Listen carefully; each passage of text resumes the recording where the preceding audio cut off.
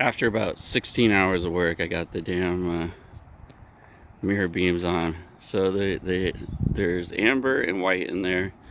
I'm using can use it for turn signals, a white floodlight, and then eventually hook them up to a flasher as well. So I'm interested in upgrading these mirrors to have the ions and the mirror cover just like the factory ready for the road package. So you're looking at about 170 for 2 of these plastic covers and this rubber grommet that's in here. You have to take the whole mirror off and swap this section right here. And you got to make sure you program your mirror before you program your ion before you put it in there to begin with. Otherwise, you'll be taking this all apart again just to reprogram.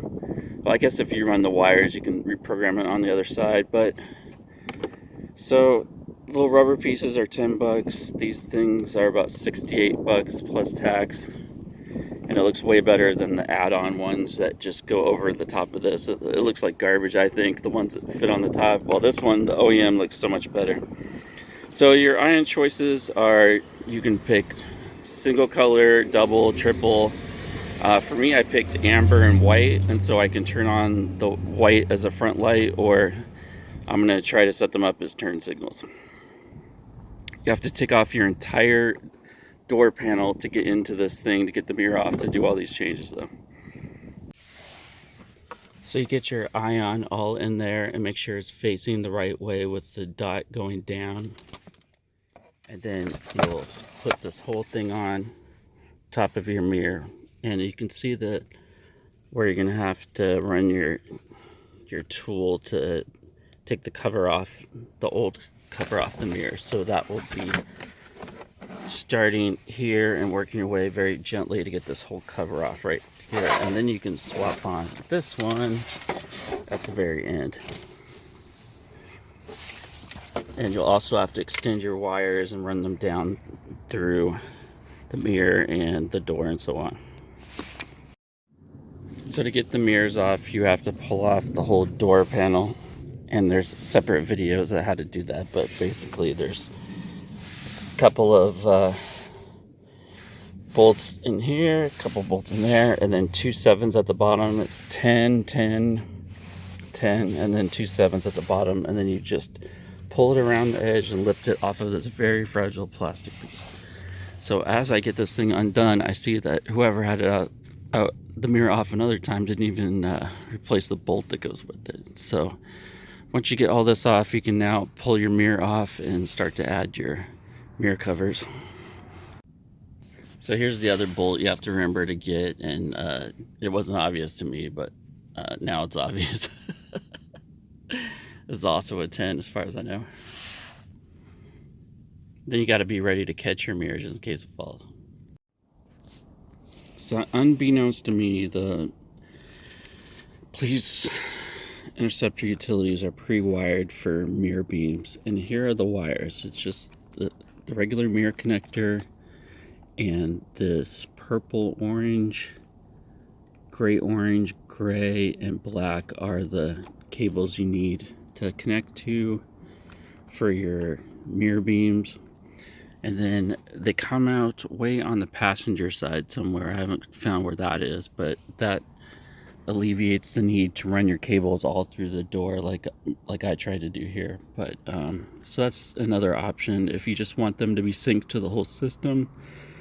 I'm doing something slightly different. I'm using them as floodlights and turn signals rather than emergency lights. So I might still route it through the whole the boot here and around in this direction. So on the factory mirror, there's this panel on back once you get it off, and you put flathead screwdriver on either side and gently take it off. And this is where it controls moving your mirror with the automatic electric controls. But also, if you look way deep in there, there's a place where you could route a wire. So you would take this circle right here and drill a tiny hole to fit your wires through from your mirror that you're now adding. So it would go into there, as far as I can tell. Getting this mirror cover off for me was crazy hard. I had to sit here like 20 minutes prying at it, but I was really tempted to just jam a screwdriver in there, but that would have really destroyed the mirror right here. So, but I had to just overly force it really hard, and then it came loose. So I don't know what to suggest. That's just one option if you can't get this dumb thing off. So here's what it looks like with the wire loom taped around it. Stuff is the absolute best, and you can actually take it off if you have to and add some wires and tape it back. It's cut resistant, high temperature, and you should be, any of the wiring you're doing, especially around heat or sharp edges, use this stuff. It's only like $6. So what you'll do is, here's the mirror cover, and then here is where you'll put the wire down there, and then it'll snap all on at the very end. But I would not snap this on until everything's working. The last step you should do is snap this on, because then you'll be struggling to get it off. So as with most wiring, coat hanger, get the wire through is an option. They have different options, but so what you'll do is you'll drill a little hole here, or cut a little hole, and then fish it out there at the very end. So I was able to fit the wires for my mirror right through here for the mirror controller. Just was able to squeeze it right in there, no problem.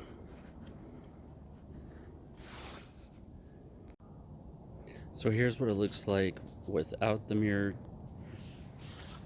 and here's what it looks like with the mirror cover and ironed. Now my spotlight does block it a little, but I can lay it down like that so it's more visible. So next I have to run the cables from the mirror down into this hole, and you have to make sure that you have a rubber grommet or cover the hole with some kind of protection against the wires cutting on those metal edges. And then I'm going to run it down here and then across the door and the cable area, which might be a bit challenging, but I'll give it a shot. Trying to get wires through this door jamb is making me rethink my life, but one trick they said is to use some fish tubing, which I already have, and I use some WD-40, and then get this tube to go all the way through, and then you can run your wires through the tube. So that's what I'm gonna give a shot here doing. Okay, I managed to get my wires through the door grommet. I just took a fish tube and ran it through, and it was quite a challenge. Took like an hour or two, but I got it to this side, and now the challenge is getting it through the door and then somehow on this side, and I cannot for the life of me find out where the exit inside the car is. And I've looked for videos and so on. I haven't had much luck, so I've just tried shoving it all in there and see if something comes out, but I haven't had any luck there yet either. Okay, absolutely nobody can tell me online or anywhere else that I can find how to route wires in through that duct there. And there's actually this weird thing, I have no idea what it is, and I was able to jam a hanger backwards in this direction, and it came out here to try to get my wires through. But geez, man, it's like this whole section here is all enclosed, and it looks like if you want to get anything through it, you have to, like, that's a good spot, like literally the only spot, and it was kind of popped out, so someone might have tried that before. Or you have to take the whole effing dash off, which is really pissing me off. But yeah, so if you want to run cables or speaker wires, that's looks like the best way to do it. Through this, it's right by the emergency brake, and you just can get this off just a little, and it's even blocked by the dash, this whole metal plate, so you can even get this thing off very easily. So that's about your only shot here. All right, if you're trying to wire from the Ford Explorer or Police Interceptor doors into the cabin. You pull off this boot, there's this white plastic piece that is just really hard to get off of there, but you just take the pry tool and keep messing with it. Eventually you can get it to move, but on the other side of it, there's this darker gray item where it's a plug that fits into this thing. But the problem is once that plug is in there, you can't fit any wires. So on my left door, that plug was already disconnected, but on the right door, it was in there. And so I just had to keep jerking around on it until it came loose. And then now there's a nice big hole to route my wires, which is going to my mirror beams, but also could be audio wires if you're trying to do it. And of course, getting from inside the cabin to this section, there's this weird plastic thing, and I couldn't find any videos, nobody would help me.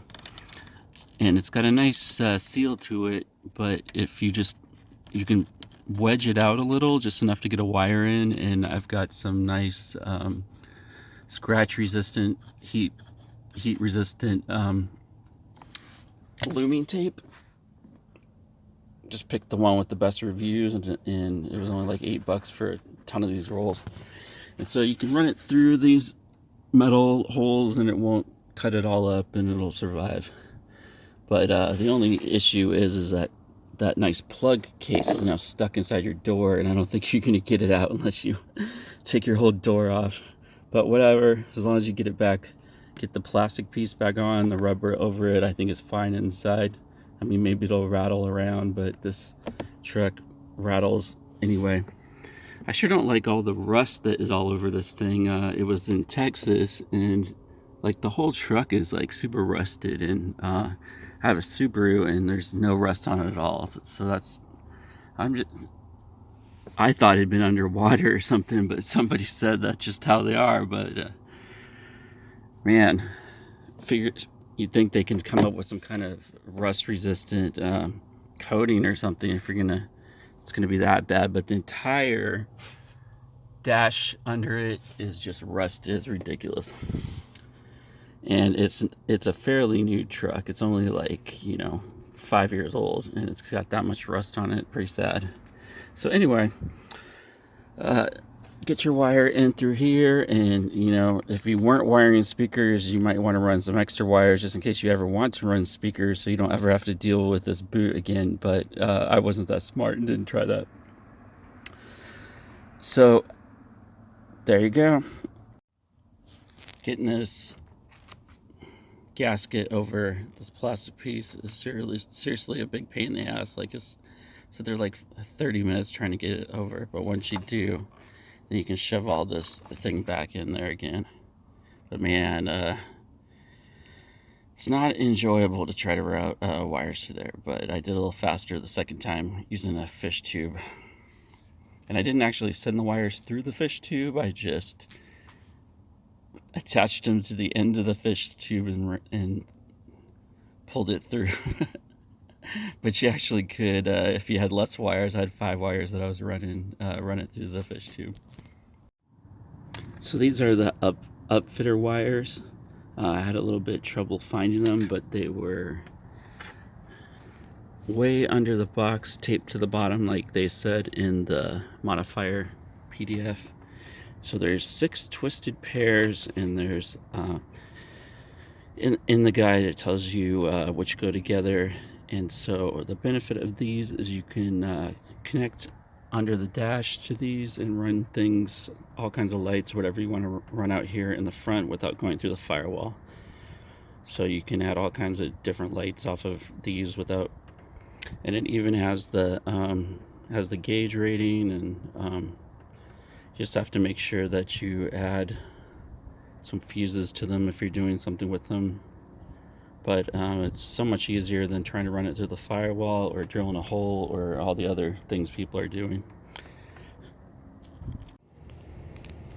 So here's the wiring for the turn signals in the front. I have 2 grounding wires going right to the battery, and I wrapped it up in the aluminum, and then it goes, both the turn signals go here, where I have a fuse, inline fuse.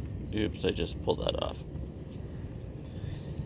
and then goes down to the turn signal, which is kind of hard to reach, but pulled out the turn signal and wired up to it. I'm just using kind of a crappy connector down there, because if it disconnects I can easily just put it back on there. So I didn't solder it on or do something, because it's like pretty hard to reach way down in there to get to that wire. So here's all the, after I wired up everything to the Upfitter wires, you can see what I did with those.